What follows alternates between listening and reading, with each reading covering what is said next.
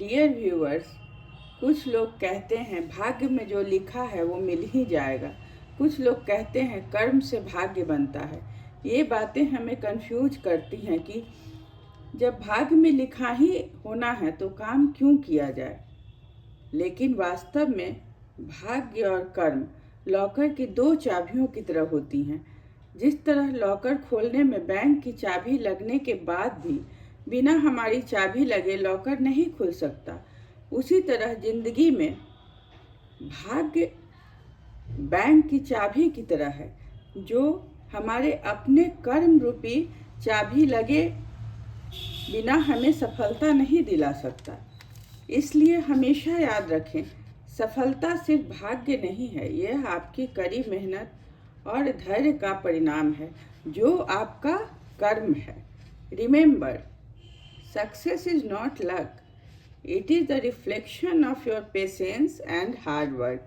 That is definitely your work.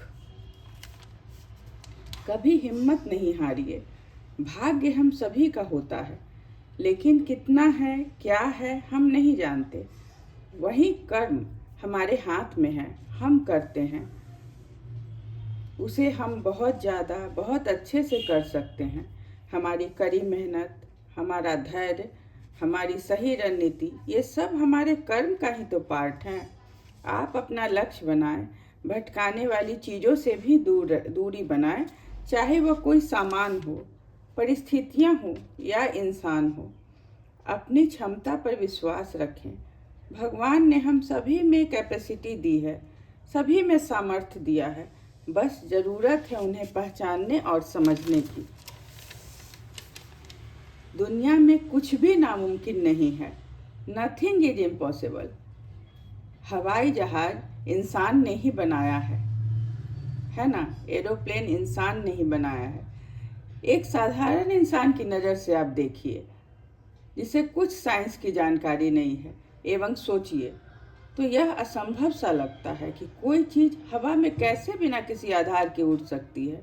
रेलगाड़ी एवं बस, इन सभी के लिए आधार दिखता है ना। लेकिन इंसान ने एरोप्लेन बनाया और उसका इम्पोर्टेंस तो आप देख ही रहे हैं आज के दिनों में। आप भाग्य और कर्म को समझने की कोशिश कीजिए।